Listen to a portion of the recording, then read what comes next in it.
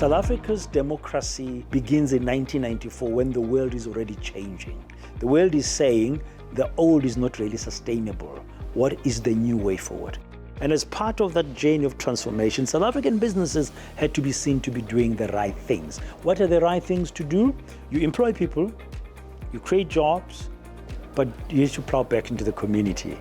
We live in a world today where digitalization is fast.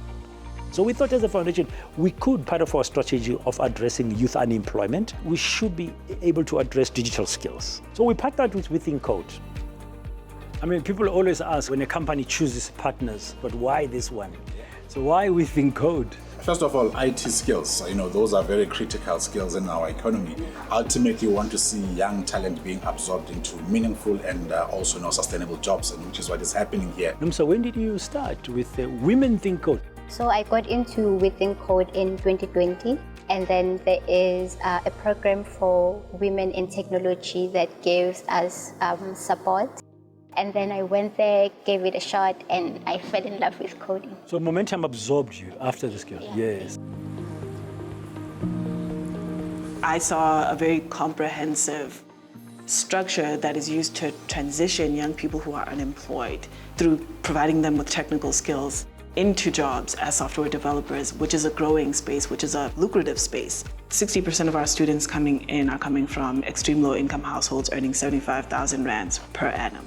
By the time they complete the program and they finish their first internship and land a job, they're earning about 240,000 rands per annum. And so they more than triple their household income on their first job alone.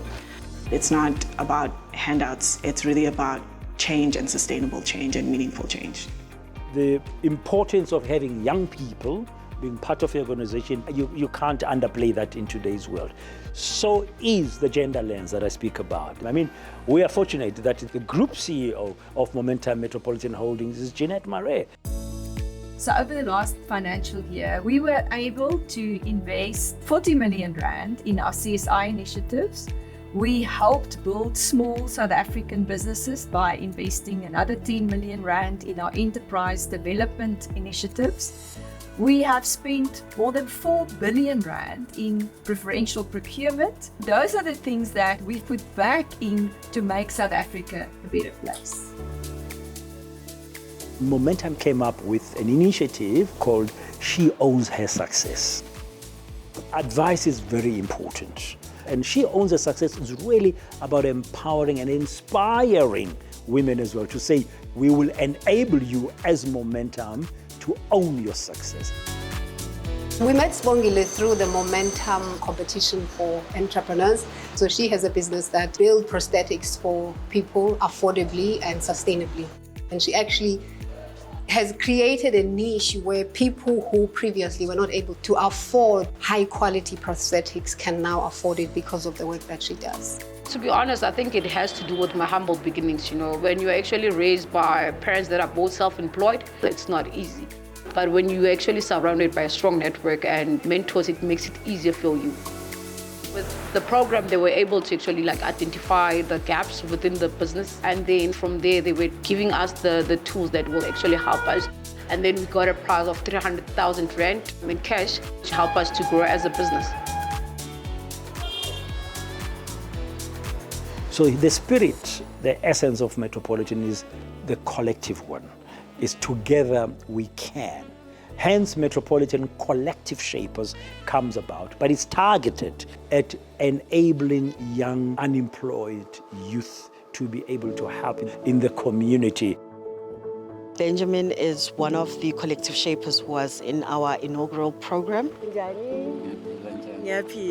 He has been able to not only transform his own life, he has been able to transform the lives of the people in his community. He has grown over the years, and his success is also the success of the people within his community.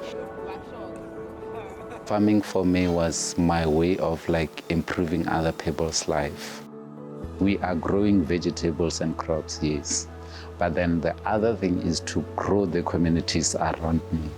For them to be able to create jobs and for them to be able to feed their families.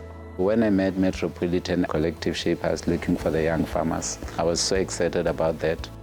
There was training, and then also when I got the Thrice money, it helped me a lot to invest back into my business. It revived the passion which I had into farming. When you think about business, it's so easy to think that it's only about profit and sales, but really, it is about getting out of bed every single morning, knowing that your purpose will have an impact on the lives of people around you.